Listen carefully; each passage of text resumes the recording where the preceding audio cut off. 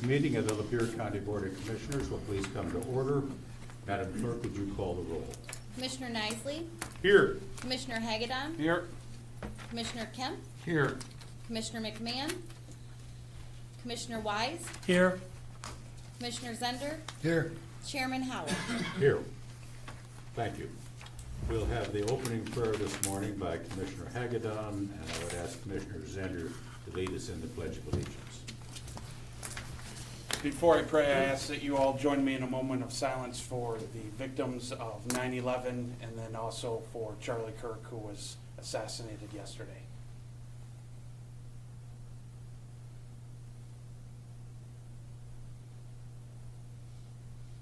Heavenly Father, I humbly come before you today to ask for your guidance for myself and my fellow commissioners.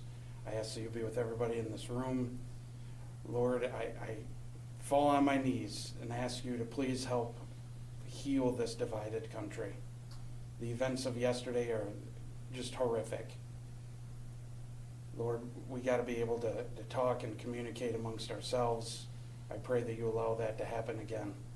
And in your name I pray. Amen. Amen.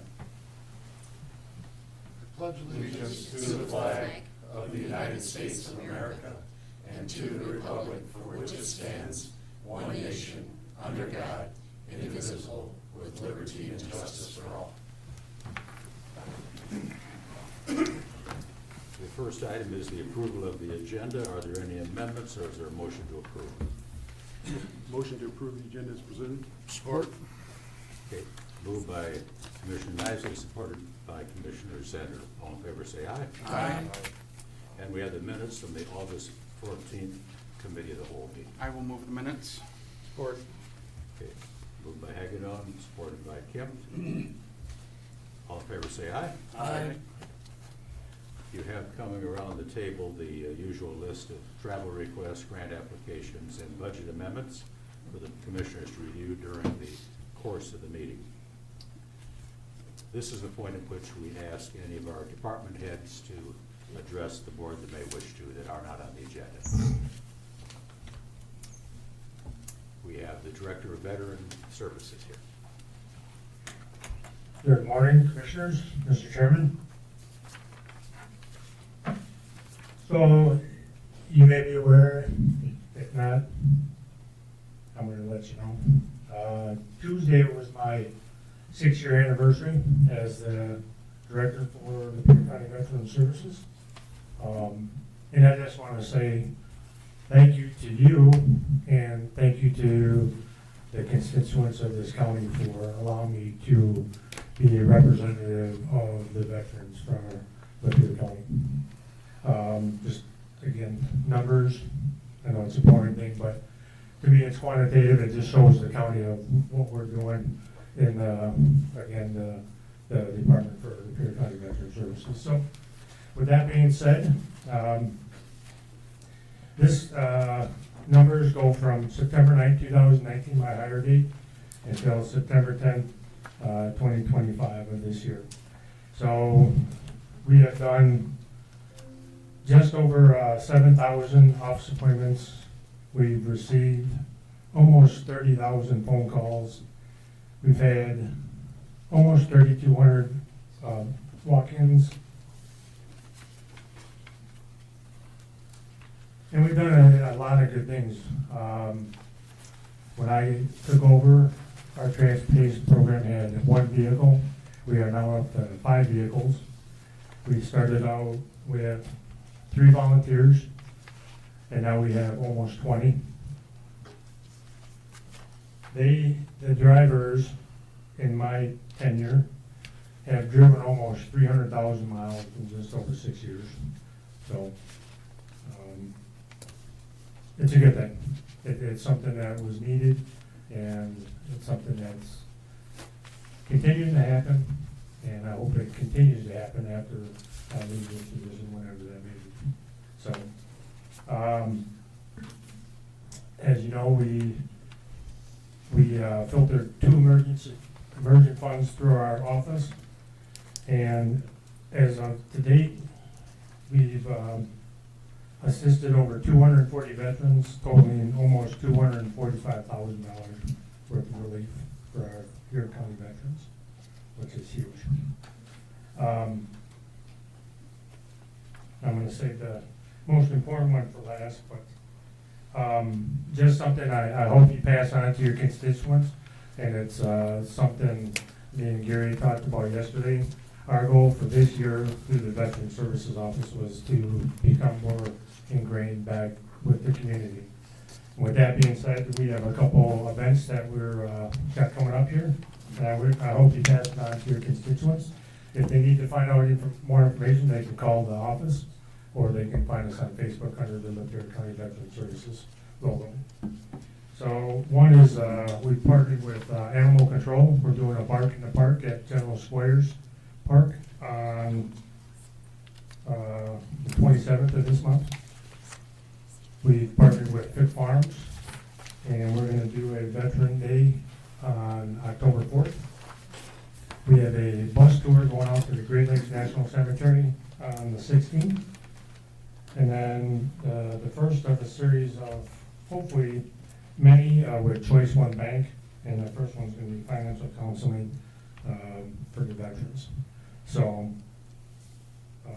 please, again, if you could, just pass it on again. If they need to find out any information, they can look us up on the Facebook. All our flyers and stuff are there, or they can call the office. We can give the information. So, with that being said, as always, the last number is the number of new veterans that we've had in the office. And again, I don't take any of the credit. I give all the credit to my staff. They're the ones that do the work. I just make sure that the right staff. But the number of new vets that have come into our office since in 6 years totals just over 1,700. Now, I hit the 1,000 mark when I took over, and I said, you know, I took the spitball and threw it on the wall and said, yeah, we're going to look for 1,000. Well, we hit that mark last July. So now I've gotten over 700 in just over another year. So my goal right now is 2,000. So it's another 300. And then we'll go from there, because they're out there, and the numbers prove it. So that's it in a nutshell. That's the last 6 years. So any questions? Any questions from commissioners for our director? Congratulations. We really Thank appreciate you. you making the presentation, Top. I have the good fortune of serving on the Veteran Services Board as one of my opportunities here in the Board of Commissioners. And he's exactly right. We have a remarkably dedicated staff, remarkably efficient staff. We're blessed with the taxpayers of Lapeer County being willing to support the millages to run the department. So anyway, congratulations, and thank you for making the report. It really helps us as commissioners to better understand the programs. Actually, do it. Thank you, Tom. All right. Have a good day, John. Are there any other department heads that wish to address the board at this time? Okay, seeing none. We have our first public time, and as I think people know, the first public time is reserved for those items specifically on today's agenda. Does anybody have a comment about an item that is on today's agenda? If not, there will be a second public time to address any other topic. Okay. Thank you. So, coming on to new business, the first item is the Health Department, and we have the director here.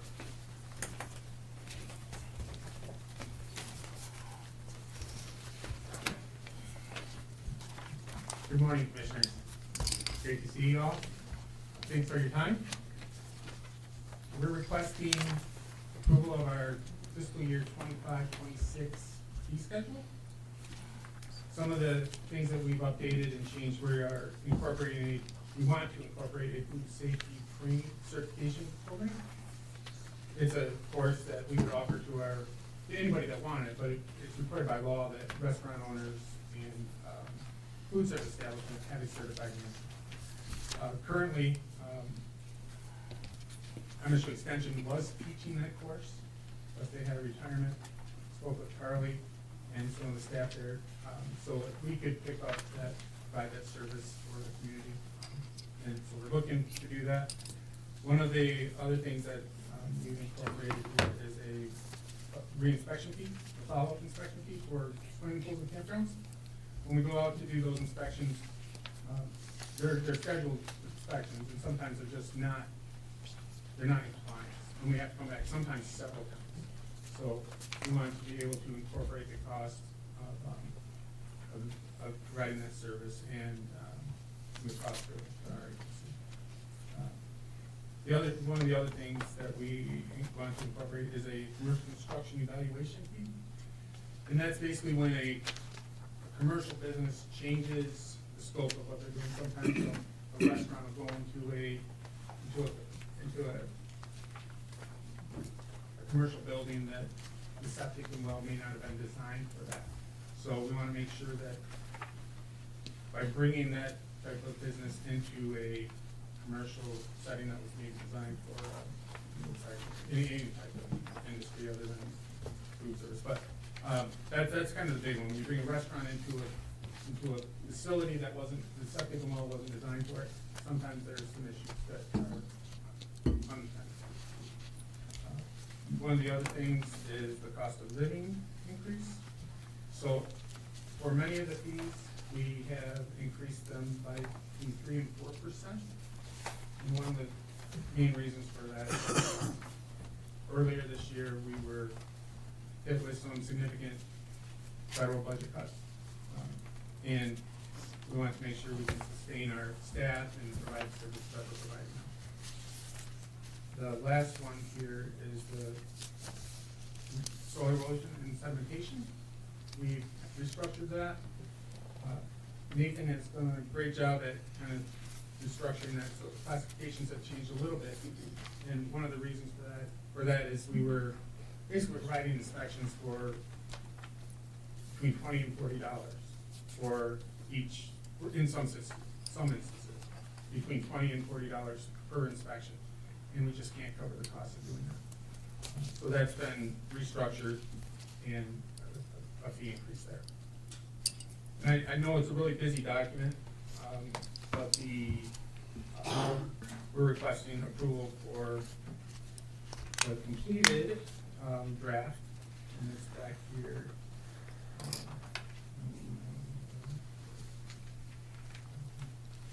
It's in there.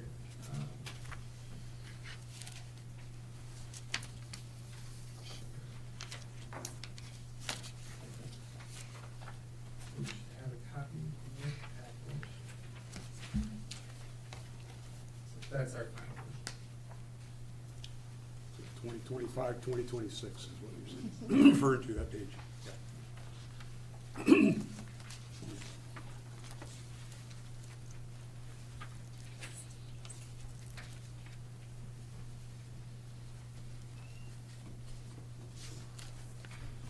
Our fees are still comparable with surrounding counties.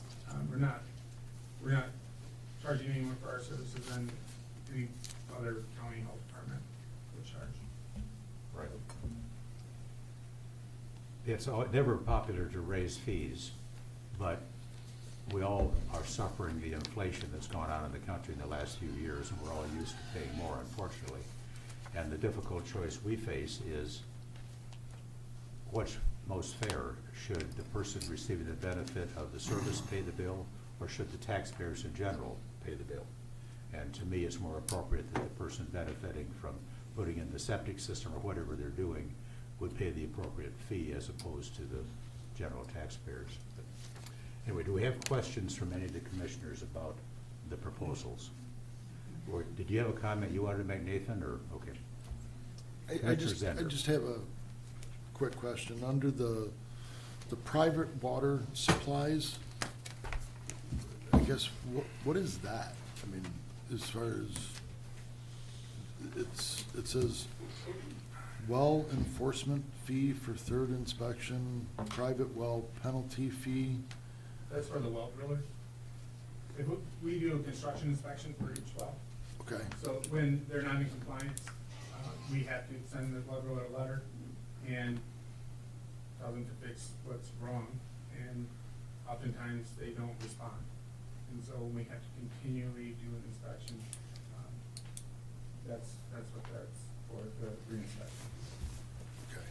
So it's really kind of for the well driller itself, not like a homeowner type thing? Correct, not the homeowner. Okay. No, we don't send the reinspection to you, it's the well driller that we regulate. Okay, thank you. Any other, Commissioner Kemp? How often are you planning on holding ServSafe? Quarterly? Quarterly? Yeah, we want it to be, we want to make it convenient for the participant. So we're gonna work through all that. I taught ServSafe for years, when I was doing restaurant inspections. One of the nice things is that we have a rapport with the restaurant owners and managers, and we can basically educate them on what we look for when we do an inspection.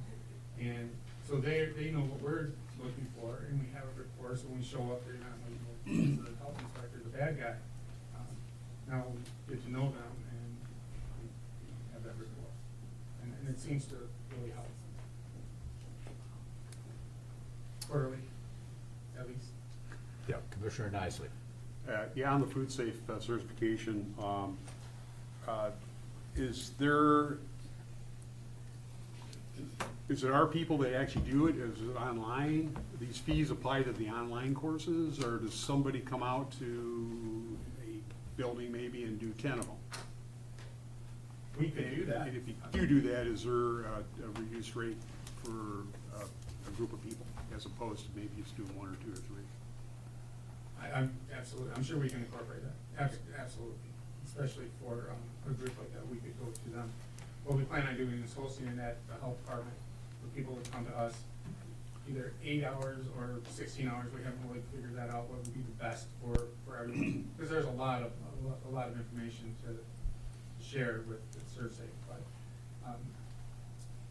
what we're planning on doing is hosting them at the health department, but absolutely, we could go to any organization if we request it and provide the service. It'll be our staff that's doing it. Great. Thank you. Any other commissioner questions? Just to tag on to Commissioner Nizer, and it doesn't have to be today, I'm not saying that, but that might not be a bad idea, is if you had a group of X amount or more to put a reduced rate, we'll come to you and teach it, because that would be, the online courses run about $180. So they're a little bit cheaper, but certainly we have a vested interest in wanting to get these people actually properly trained, and, instead of having one person sit down online and do it for 10 people. Right. Any other commissioner questions or comments? I'll move it. Okay. I'll support. Moved and supported by Commissioner Zender. Any further discussion? All in favor say aye. Aye. Very good. We will. Thank you very much. All right, next item, Fetch Software. Interesting name. It is map-based. What we're requesting is to switch from our current software, Health Space, to Fetch EH. For environmental health, it's the inspections, it's the permitting, it's everything that we do, they have the software for that. They're not new, and Treasurer Dana Miller just contracted with them to provide that parcel map. We would be using a very similar system, but we would have access to more overlays such as floodplains, wetlands. All of the wells are geolocated on the map, and we would have access to that. Environmental sites of contamination, so when we're permitting wells, we know where those are.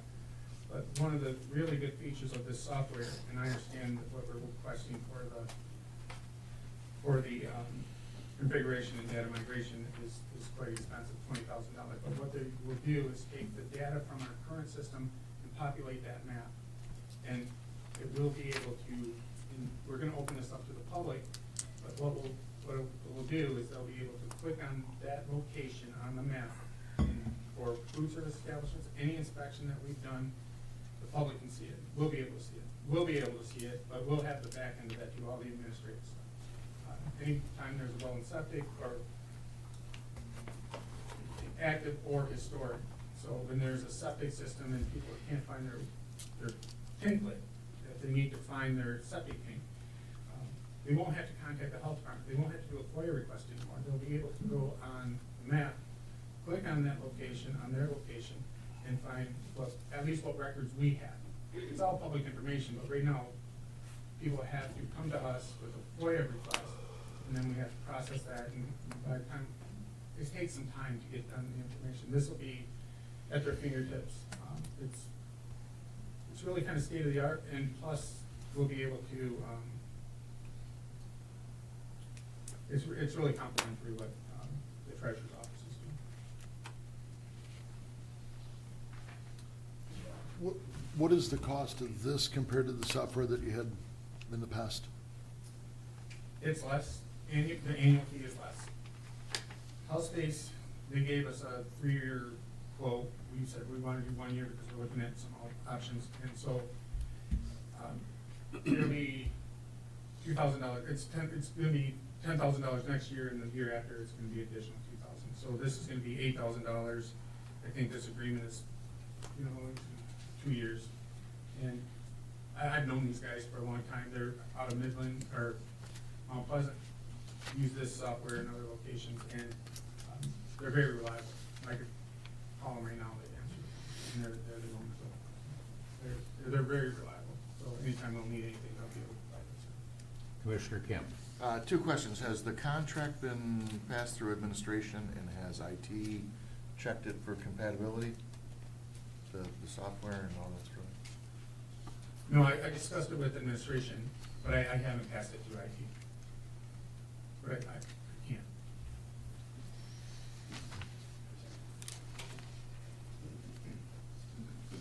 So, that's a good question. Fetch is basically software that stands on its own with its capability, being it's what the treasurer already uses, which is basically the best software for what it does. It wouldn't make sense for us to look at another software that would be compatible with Fetch. We basically need all these similar services to be the same as the treasurer, throughout the county, and other departments. Or to add on the software to give the features that this is gonna get, with wells and so on and so forth, we would all have to be consistent with Fetch in order to run efficiently, so. So I guess that's kind of more my question, not is there another one? Okay. More my question is because at some point in time, I think it's worthwhile to, when we're doing all these softwares that, as we talked about yesterday, some place, somebody says, oh, you know what, we're doing the same program in the treasurer's office, and these two might be able to work together to give both people, both, departments a better, or how can they work together, not necessarily how do they always, are they all standalones, right? Right, and. Or do we already own this information, are we already paying for this information somewhere else, I don't know. We have it when it comes to this type of software. It's a very small space as far as options. I'm just saying, Yeah. somebody needs to check all that, right, so we're not. I will do that. Yeah, I'll talk with treasurer and the software company and see if we can incorporate all in one. And maybe there can be cost reduction or something like that. Possible. We did review the Fed contract in response to that part of your question. You did, So, okay. Yeah, it's standard across the board. Mr. Chairman, I'll move it. Okay, moved by Commissioner Kemp, supported by Support. Commissioner Zender. Any further discussion? All in favor say aye. Aye. Thank you, gentlemen. Thank you very much. Okay, moving on to Michigan State University Extension. Request to approve their memorandum of agreement. Morning, Commissioners. Just the standard, not a lot has changed from last year in the MOA. We did kind of simplify the first portion of this on the first page. I know there was some requests for language changes last year, so we just kind of simplified that across the board on the whole template for every county. Everything's the same in here. Really, it just includes both of the 4-H program coordinator positions, which I'm happy to share that we extended an offer and it was accepted, and it's still accepted at this time. So she should start October 1st. So hopefully we'll have her filled, and she's a current employee. You may have heard that the federal budget for next fiscal year cut the SNAP Ed program nationally. So we had to let 94 staff go across the state. which here locally in the Lapeer County office is 2 people. We had currently still do for a couple of weeks. We have a SNAP-Ed community nutrition instructor who does the outreach and programming for nutrition and physical activity. And then we also have the SNAP-Ed state coordinator housed in this office, so they have a couple more weeks with us, but unfortunately, that entire program is eliminated across the country. So fortunately though, for the 4-H program coordinator position, we hired a SNAP-Ed CNI, who will be losing her job in a couple of weeks. Lots of experience, with programming and outreach with MSU Extension, so I think she'll do a really great job. The only thing in here that has changed really is we're asking for a 3% increase. As you've said, everything's increasing, so, stamps are increasing, so we need to try to make up for some of those costs as well. So in the request for action here, it outlines the past few years. So you'll see from last year's MOA dollar amount, it was quite a bit lower because it was that 9-month period while the county moved to in October to September fiscal year. So I just wanted to include that so it wasn't sticker shock or anything. Any questions? Any questions from any of the commissioners about the proposed memorandum of agreement? So I guess I do have a question, and I understand the 4-H, the additional 4-H program coordinator, which is the 65,000. And the base assessment, is there a breakdown of the base assessment of what that 76 is? Yeah, good question. So, I've had to have this explained to me about 8 times since I started 2 years ago.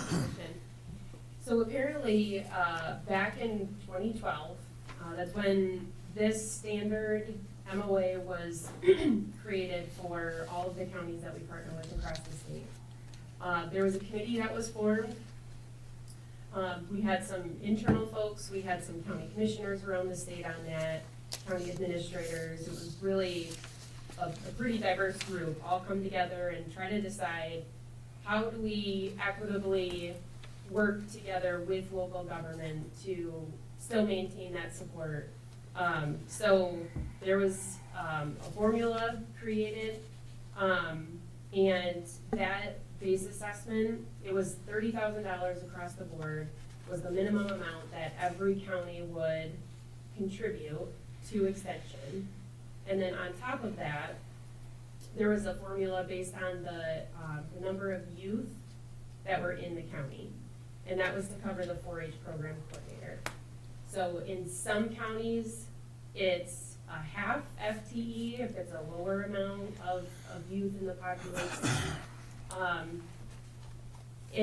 For whatever reason, the stars just aligned and Lapeer County was the cutoff for a full FTE, so that's why that's included here in the base assessment.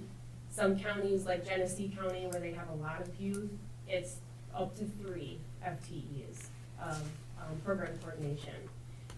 So some counties, like Huron County, they have a half FTE of 4-H program coordination included in the base assessment, and then they choose to pay for an additional half so we can employ a full-time 4-H program coordinator. So in the case here, you all are choosing to provide funding for an additional 4-H program coordinator, and that's how it's outlined here. So basically that 76,902 is, it says includes 4-H program coordinator. So what else is that? And then if I'm reading this right, then the 4-H program coordinator 65,000 down below. So basically, it looks to me like there's about, what, 12,000 that I mean, if you can get a 4-H coordinator for 65,000, the base assessment, which includes another coordinator, if I'm reading that right, is 76,900, let's say 77, so you're about, you're paying for a 4-H coordinator plus about 12,000 for extras. Yeah, and actually, 4-H Council pays 10,000 to contribute to the additional 4-H PC.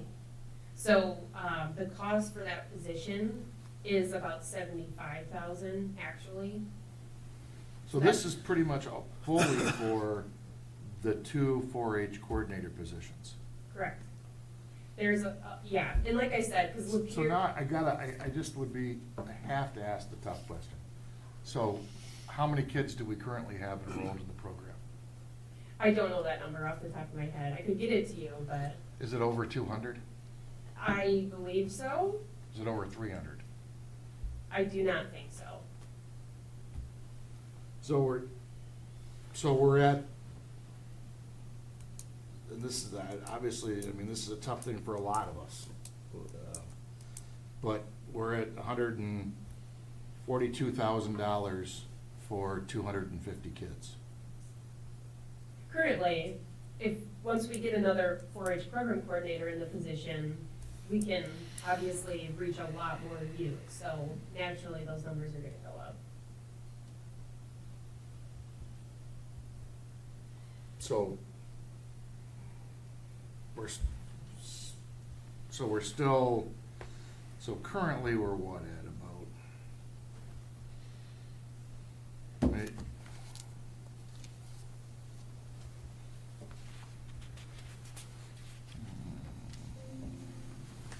We're about $600 a kid in the program, right?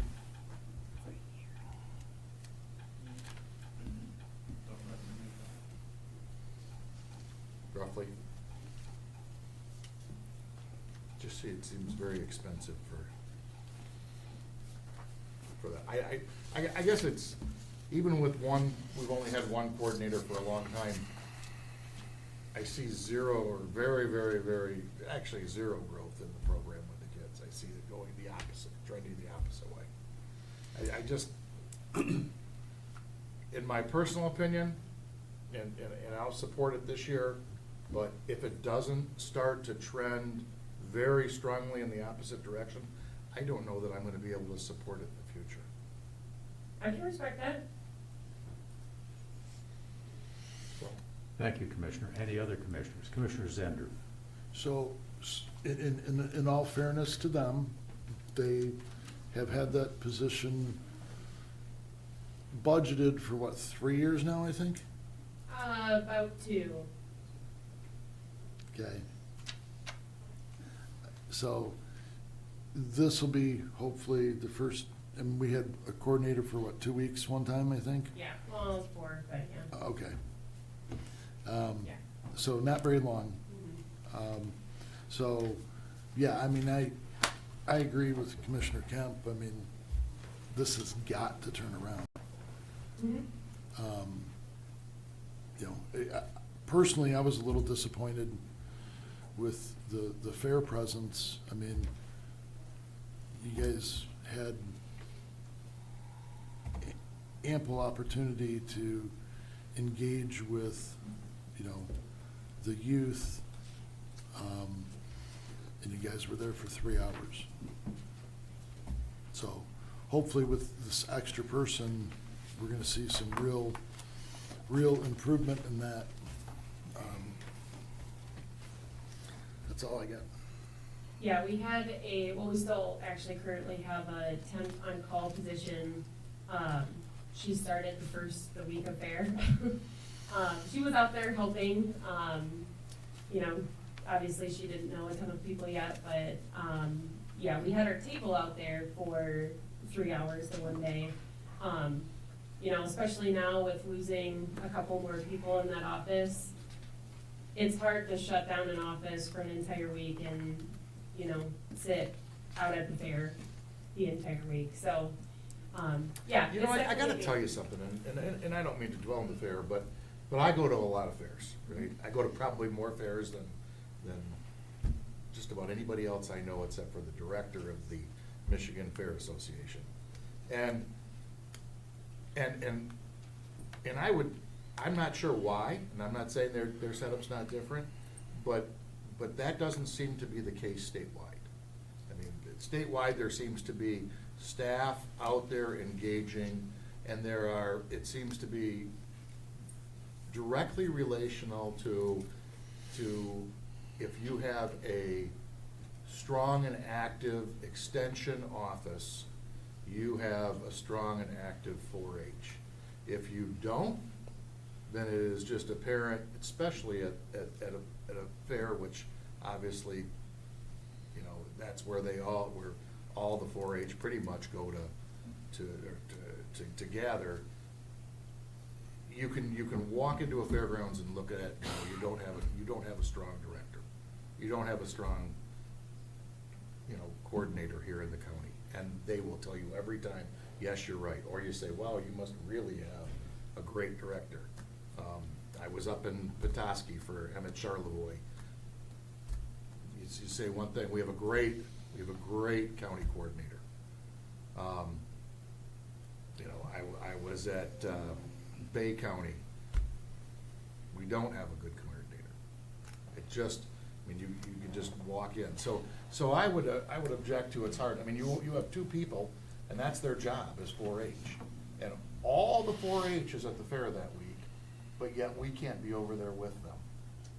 To me, that doesn't make sense. If all of my clients were in one spot, I would make darn sure that's where I was. That's fair. I would argue that not all of our 4-Hers go and participate in the fair, a large number, obviously. 90% this year? I'm not sure. Probably pretty close. Well, is that required to, No, it's not be required, no. 4-H to show at the fair, so. No. But It's I not really that. think that, I think this contract, and again, I'll support it, but I really think we need a 6-month review to see where we're at. Especially now that we've got the 4-H coordinator coming on board. And and school's in full swing. So, Mr. Chairman, I will move the contract with the addition of the administration and extension providing a written 6-month review of participation in the program. Okay. Is there support for that motion? Support. Support. Commissioner Wise supported. Any further discussion? I have a couple of comments. 4-H is very dear to my heart. I was in 4-H as a kid. My son was a 4-H guy, my grandkids. It's an incredibly good program, and it's been incredibly disappointing that it's been in such decline here in Lapeer County. And frankly, I lay a lot of that blame to Michigan State University and their outrageous COVID policies that denied my grandchildren the ability to even go to a 4-H meeting for an incredibly expended area of time. It was a horrible policy decision, and the consequence has been that we've lost a lot of our infrastructure, the leaders, the members, and so on.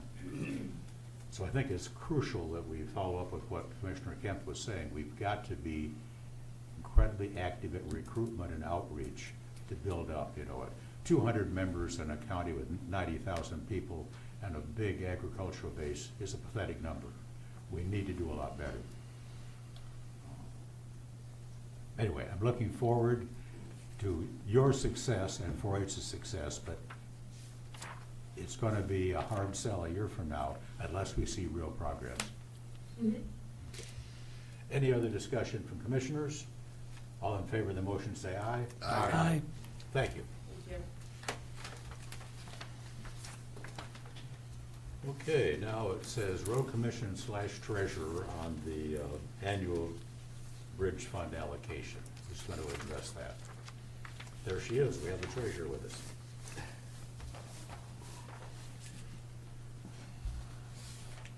Good morning. Let's go in your direction. First, I want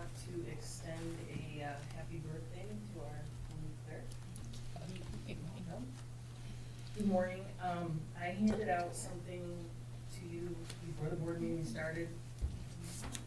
And it addressed the increase from last year's bridge fund to this year. There was a $16,419.72 increase. And basically that's due to the taxable value increase for the county. Just to give you a little background, when I first came in as county treasurer in 2009, we did a 13%, just like we're taking now, keeping the general fund. And then the board decided in 2014 to go to a flat rate of 20,000. So from 2014 to 19, we did a flat rate of 20,000. And then the board decided in 2020 to go back to 13%. And the 13% that we keep for general fund gives more to the general fund than just when we were doing the flat rate. As far as the history to the bridge fund, that I can't really address. This comes from the road commission. My part in this is strictly to do the computation for the board. Just unfortunately, I can't address that. Will you give us the number? That's one of the crucial pieces of Yes. information, certainly. Any questions or comments from the board?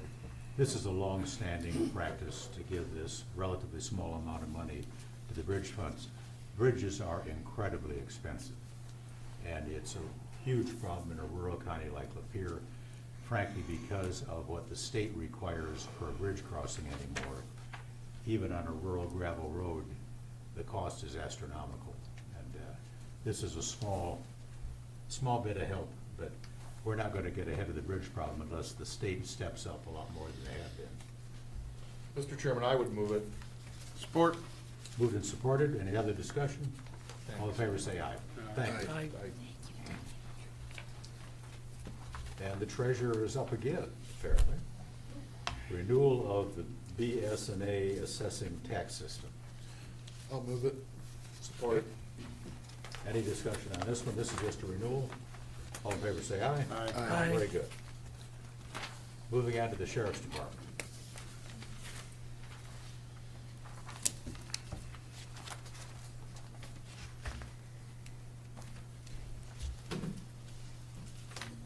Currently, what I'm looking to do is, currently have two pieces of technology that inmates use to communicate or have access to, which is a tablet and a chirper, which would be texting, I guess. Chirping is just an acronym.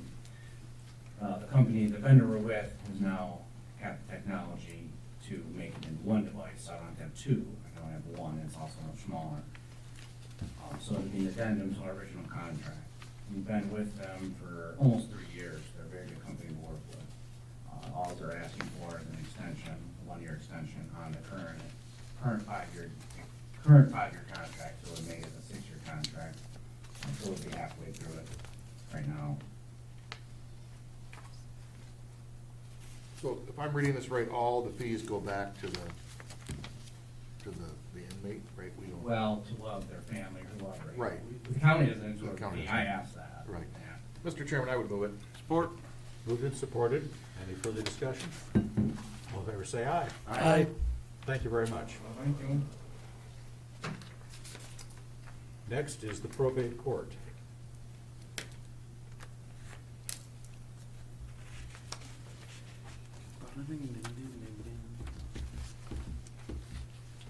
Should we table this one? It's pretty cut and dry. Yeah, I mean, it's just an issuance, just of a credit card to Steve Kress. I'll move it. Okay. support. All right, moved and supported. Any discussion? All in favor say aye. Aye. Okay. Administration and Finance. First is the authorization to payment to our Labor Council for August. Mr. Chairman, I will move 7A and 7B. Support. Supported by Commissioner Isley. I'll support it. Okay. These are the two legal billings. Any questions? All in favor say aye. Aye. Okay. Request for the annual payment of services to Lapeer Development Corporation. I'll move it. Support. Okay. Since Commissioner Knights is our representative there, that makes sense. Any discussion? All in favor, say aye. Aye. Okay. Request to authorize administrator and/or interim CFO authority to approve budget amendments and transfers for fiscal year 2025. This is to wrap up the fiscal year.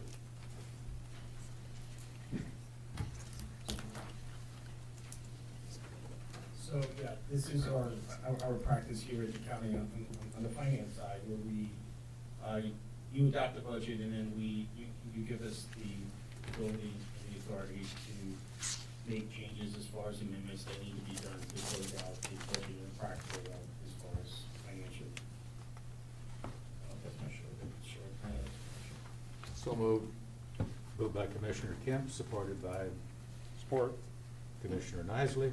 Any discussion on this one? So if there's, Yes. if there's amendments to these budgets, okay? Are we talking amendments from the general fund, or are we talking about amendments within their budget, moving things around? It's usually within their department, it's within the departmental, budgets. Do you ever have any in the general fund? Yes, I'm trying to remember from last year. periodically, any major expenses that needed changes, you guys have already seen. This would be, well, one example is like our taxes, maybe for revenue. Once we do our final calculation at the end of the year, sometimes we have to increase that, to adjust for those final calculations. There are no, or typically there are no, and I hope there would be no adjustments out of contingencies into a separate budget, right? Correct? No, Right. there should not be. Right, okay. So, As I can also, once we're done with them, give you our final. well, and like I say, as long as there's nothing, coming out of, different funds and then that sort of stuff, then, I don't think we really need to be aware of it. But obviously, if we end up having to dip into, contingencies or general fund or any of that sort of stuff, I would think that we all want to be aware of it. Absolutely. Okay, thank you. Is there a motion? I'll move it. Okay, moved by Commissioner Zander, supported by Commissioner Wise. Okay, any discussion? All in favor say aye. Aye. Very good, thank you. Okay, moving on to the insurance broker services, acceptance of a bid from Marsh and McClellan. Yes, Mr. Chairman, pursuant to the August 28th, 2025 regular board meeting, giving us at the Committee of Whole the authority to act on this matter, I move to accept the bid and officially appoint Marsh and McClellan Agency LLC as Lapeer County's insurance broker of record, and that the HR department, our director, be appointed as the plan administrator and process the agent of record letter authorizing the change, and further that notification be sent to the current broker, Doug Stacks of Financial Technology, of this transition. I'll support. Okay, we got moved and supported. We have the HR director here. Would you like to give us a bit of background on this one? Sure. So good morning, everyone. First of all, when I first got to the county, I took a look at our benefit plans. Haven't been doing this for several years. You can see there was quite a bit of overlap in the way that the plans were built. And then started to dig into, what our broker offers currently, which isn't much. In terms of what a broker services should offer, Marsh & McLennan comes in offering quarterly reporting, compliance testing for annual filings, mid-year education services, more comprehensive services for our employees, and then also more support for our HR team. Additionally, the rates, I think, are huge. We'll see those savings in upwards of $130,000 from moving from this broker, from Doug Stacks to our current broker. So we should see an incredible savings with the commission rates alone that we were paying out our current broker. That's very good news indeed. Very good news. Any questions for Ms. Kugler? Commissioner Wise? Are those savings to the county Both. or saving to the employees? We should see both. We should see savings through both. I mean, I know you haven't been here long, but I know Mr. Stacks has been here 37 years. For years. Was there ever even a contract with him? At one time, I believe there was a contract, but I can't find a current contract with those status. Thank you. Yep. We appreciate you catching up on all this kind of thing. Thank you. If there's no further discussion, all in favor say aye. Aye. Very good, thank you. And now we come down to our annual budget resolution. Mr. Chairman, I would move the annual budget, and then I'm gonna have a separate motion after. Sure, yes. But the initial motion is to approve the budget as presented. As presented. Is there a second? Support. Commissioner Zender has seconded. Any discussion on the budget currently? Okay. Do we need a roll call on this? Or is the voice vote adequate? Yes. You want a roll call? Yes. Okay. Madam Clerk, please call the roll. Commissioner Hagedon, Yes. Commissioner Kemp, Yes. Commissioner Nicely, Yes. Commissioner Wise, Yes. Commissioner Zender, Yes. Chairman Howell. Yes. Very good, that is done, and now Commissioner Yeah, Kemp, I believe, Mr. has a Chairman, motion. I would like us to, in my motions and reflections, I would like us to adopt a program where every, or twice a year or every 4 months, the administration and finance provide us basically with a written, real-time snapshot of where we're at that point with the budget. And just countywide. And so we can take a look at it. Obviously, the budget is a living document. It is our budget. And that might be able to give us a little bit, better understanding of where we're standing in the current time. I was there in 2008. I'm not saying it's gonna happen again, but boy, as we went along, it went real south real fast, so, I think that would help. So, Mr. Chairman, I would make a motion that we request that administration provide us with it's not quarterly, because that would be 4 times a year, but every 4 months through the next year of the new budget, provide us with a state of the budget report. I'll support that. Moved and supported? Support. Yeah. They already beat you to it, so Commissioner Nicely support. Flip a coin, call a friend. Double support. Yeah. Anybody have any comment on the motion? So basically, we're talking 3 times a year. 'Cause- Twice. Well, okay. Twice a The year. 3rd time will be Right, would be the end of Oh, the would budget. be the year. budget, yeah. I think that's a grand idea. Yeah, I think frankly, it's something that needs to be done. And it's much more, it's fine to talk here theoretically that we're adopting a new budget, but this way, we're looking at the actual spending patterns after several months. So we can begin to see which appropriations may be excessive or insufficient. I think it's an excellent idea. Any other commentary on that motion? All in favor, say aye. Aye. Very good, thank you.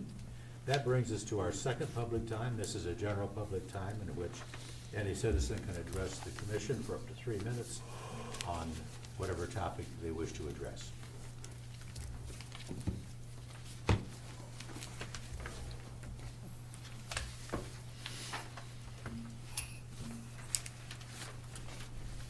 Good morning, gentlemen. At the last meeting, there was a comment made by a commissioner that the public would just say things and say things and say things, and if we said them long enough, everybody would take it as true. Well, I'd like to point out, we've got one commissioner who will say, the press is out to get it, the press is out to get him, the press is out to get him. We've got another commissioner who will tell you how great he is and what he does for the community. And all I've got to say is, if you say it long enough, maybe your friends, neighbors, political suck-ups will believe it. Next, I want to address the library board and understand, I know you guys just appoint board members, but that is the point. You appoint these people. When this board came in, they made a point that they were going to look closer at appointees to make sure they were qualified for the position. You need to understand that a member of your ad hoc committee to the library board, they're redoing the policy manual, and during an open meeting, they were discussing FOIA requests. And this gentleman said that they were going to have to look at how to determine what somebody wanted the FOIA for and what they were going to do with it before they would issue it. It is not a body's job to determine why somebody wants the FOIA request. You are to process it, bill for it, try to process out of it, whatever. But it is not their job to determine why somebody wants the FOIA and what they're going to use it for. Now, that was done in an open meeting. I think you people should take a better look, and you said you were going to, take a better look at your appointees. I was discussing what was going on, and I will say, I was informed that there was one commissioner they knew had meetings, face-to-face, sit-down meetings with appointees. And one of them was your heathen Democrat that you put on the board. And I will remind you, another commissioner called you all stupid for doing it. You guys take the information for what it's worth. Just, you guys should maybe come to some of the meetings and watch and listen to what goes on. It is actually painful to watch this ad hoc committee review the manual.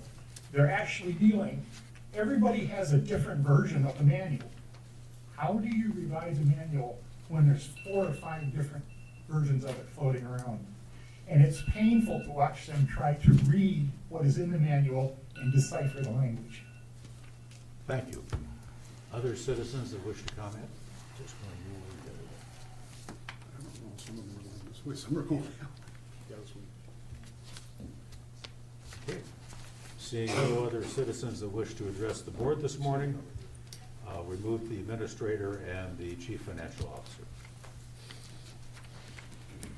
Just have a short update which evolved, or came about before I got here. I was running a couple minutes late, and I apologize for that. Personnel will be running at the same time as properties. We're gonna have to move personnel to Cafe Ray for extra space, and properties will be in the regular location for the field, so. Very good. We'll know where to go. Anything else from the CFO this morning? Okay. That brings us to commissioner reports. I'll start on this side of the table with Commissioner Hagedorn. Thank you, Mr. Chairman. As I said in the beginning during my prayer, and we did a moment of silence, you know, yesterday's assassination of Charlie Kirk really struck me and my friend groups and my family really to our core. You know, Charlie came onto the scene when I was in high school.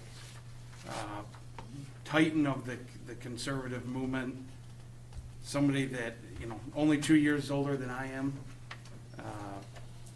loving husband, father, somebody that just wanted to talk to people. And I've made it my mission since I've got on this commission to talk to anybody and everybody.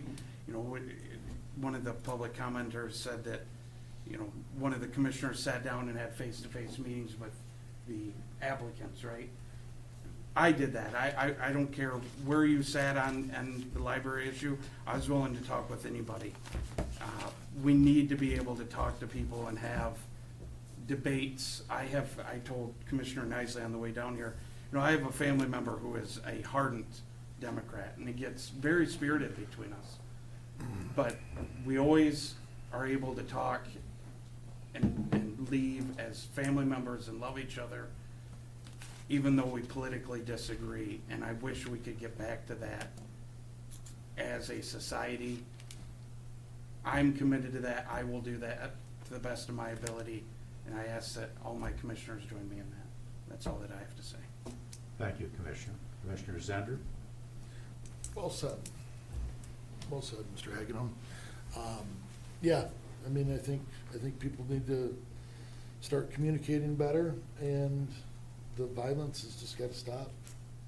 This is crazy. So, that's all I have. Commissioner Nicely?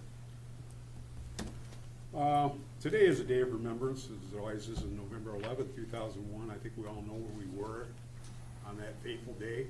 I know where I was, and I was in Portland, Maine, where a group of the terrorists that struck Flight United 175 at the World Trade Center. And it was an act of terrorism, and we fast forward to today. We fast forward to yesterday. We fast forward to 3 weeks ago when I can't pronounce her name, but the young lady, 23-year-old from Ukraine, came here to make a new life for herself. Beautiful young lady, and she was brutally murdered in Charlotte, North Carolina, on a public transportation railway. I believe that's what it was.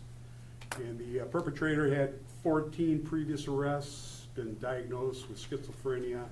Why this person roamed the streets is just amazing to me. That's where we are today. That we're letting these people and these criminals roam the streets, no cash bails. We fast forward to yesterday, Charlie Kirk. That hit me in a hard way. I heard it when I was driving back from a doctor appointment, and I had to pull over. And and my phone started ringing. We had this conversation earlier today. And Charlie Kirk was a great guy. You might not like what he stood for, but he was very respectful when he held his events at these college campuses to try to reverse the indoctrination that's been hoisted upon our kids for the last 30-plus years, actually longer than that.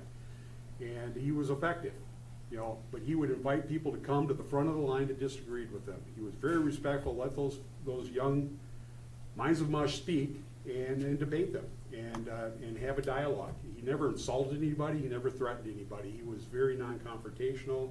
He just presented the facts. He's a very smart man.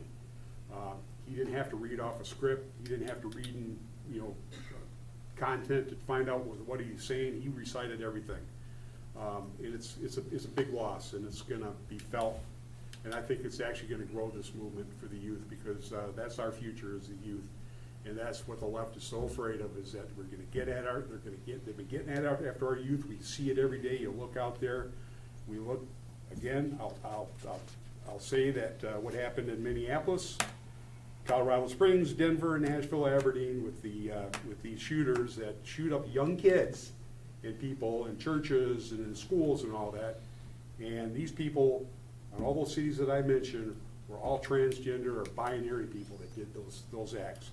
We wonder why the library board, and I've been to those meetings, and they're pretty, there's a lot of civil discourse in the audience over there. I sit in the back sometimes. I'm gonna go to the next one, and I wonder why they call the police, because the kinds of things you can't go out in public. My wife won't even go out in public anymore. Thank God my kids are in private schools and homeschooled, and we're just afraid to death of. And that's not the society we should live in. We're afraid to death to put your kids out in the public and go to a shopping mall or go to a rally or anything like that. We had 2 attempts on the President of the United States, assassination attempts. It's kind of funny that we don't hear anything about what happened to these people. Start connecting the dots, folks. I mean, this is ridiculous. The civil discourse in this country has gotten to the boiling point, and I think we're way beyond that right now. You got somebody like Charlie Kirk who was out there trying to make a difference and having, great success at it, and he's assassinated. I usually talk a little more about the budget and all that, and I'm going to bring that up today because I think these issues are very important, and we need to focus on them more than anything else right now. And God be with all these people. Thank you. Thank you. Commissioner Kemp? I guess just to bring it back to the county for a minute. We had a meeting, Mr. Zender and I and Moses and John Miller, the prosecutor, had a meeting yesterday that I think was extremely productive. One of the most productive meetings I can remember in a long time. I think the prosecutor had some very valid points, brought up probably some efficiencies that I would put in the category of that's always the way we've done it, so that's what we're doing. And I think we all kind of walked out of there thinking there's probably some better direction that we didn't start out with there, but I think we all kind of agreed at the end of the day that there might be a better way to do a few things, and so I shouldn't say we. Moses administration is looking into some of those things, and I think there's going to be some things that are going to come down the pike that'll be add efficiency to the county and efficiency and accountability. So I'm very happy with that. We'll be hearing more about it in the future. Very good. We appreciate you working on that thorny issue.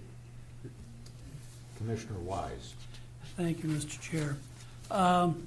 With regard to meetings that I've attended recently, back on September 3rd, the 9th Congressional District Republican Party had a Meet the Candidates night in Metamora. Of course, the 9th District includes some of Macomb, St. Clair, Sanilac, Huron, Tuscola, and Lapeer. So we had people from all around the area. Had a great turnout. A couple U.S. Senate candidates, U.S. House candidate, governor candidates, attorney general candidates, secretary of state candidates. So it's always great when people can come to Lapeer County, in this case in my district in Metamora Township. And then this Tuesday, attended the Lapeer County Farm Bureau annual meeting, which was in Lapeer Township.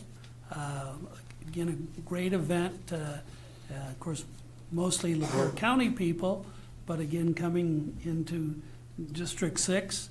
And the president of Farm Bureau is a cherry farmer from Leelanau County, was also there. Finally, just a couple things I want to mention, and one is about Charlie Kirk. It's been over 50 years since I graduated from Michigan State University. But even back then, there were certain professors who literally were trying to indoctrinate you. Now, I was an accounting major, so I didn't have a lot of those, but I had some. And so I always appreciated what Charlie was doing, was he was coming to college campuses and speaking up for those students who felt marginalized, not because of race or gender, but because of what they believed. And, you know, I'm old enough, I remember the free speech movement at Cal Berkeley. I mean, that was the big thing, that it's free speech. Well, of course, nowadays, most college campuses doesn't want free speech. They need safe zones. And so it's a terrible thing that they assassinated Charlie. Keep his wife and kids in our prayers. The other thing is, of course, today is, I guess it's called Patriot Day, but to me it's always been 9/11. And there's lots of things during your lifetime, at least my lifetime. I always remember where you were when President Kennedy was shot when I was in grade school, when Neil Armstrong landed on the moon when I was in high school. But certainly 9/11, I was here. I was right across the hall. The magistrate's courtroom was downstairs at the time, and I remember one of the deputies who was assigned to the courthouse came in and told us that a plane had hit one of the towers, and I mean, didn't have much information, so I thought maybe it was a private plane that got off course. Well, then later we came to another plane hit the other tower, and these were commercial jetliners, so we knew something was going on. And, the world stopped turning that day, and our lives have never been the same since. And we must never forget what happened that day. Thank you. Thank you. Commissioner I was Kemp has a just- follow-up point. I was just reminded that Mr. Zender forgot to remind everybody about next Wednesday. Oh, yes. You have I an didn't announcement? forget. Next Wednesday, household hazardous waste at the fairgrounds. Very good. He's been very dedicated to that process for a number of years, and we appreciate it. I'm not going to talk about the county in my brief comments. You know, this is a point in our American history that requires a day of reckoning.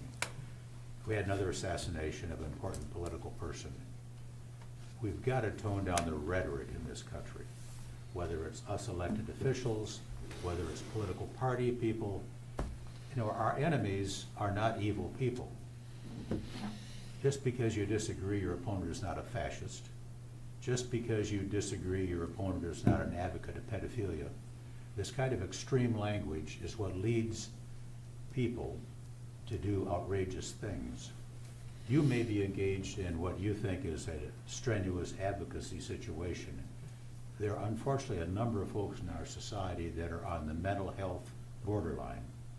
And I think they take a lot of this really severe confrontational rhetoric to heart and think these people are truly evil, they deserve to die.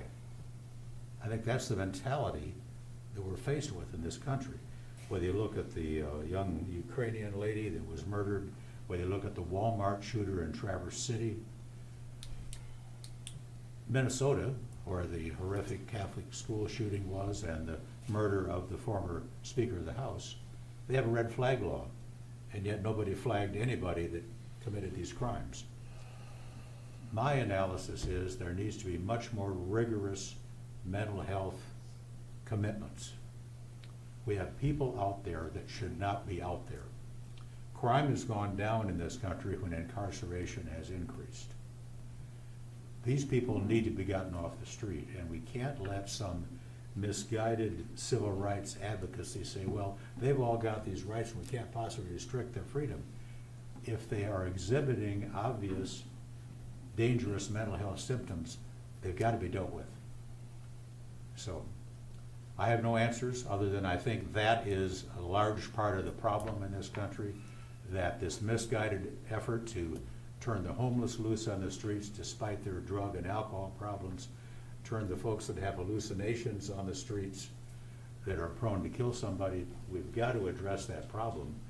This is not going to end until we get some of these people out of circulation. Anyway, with that, I would ask for a motion to adjourn. Motion to adjourn. Moved and supported by Commissioner Nysel. In favor, say aye. Aye.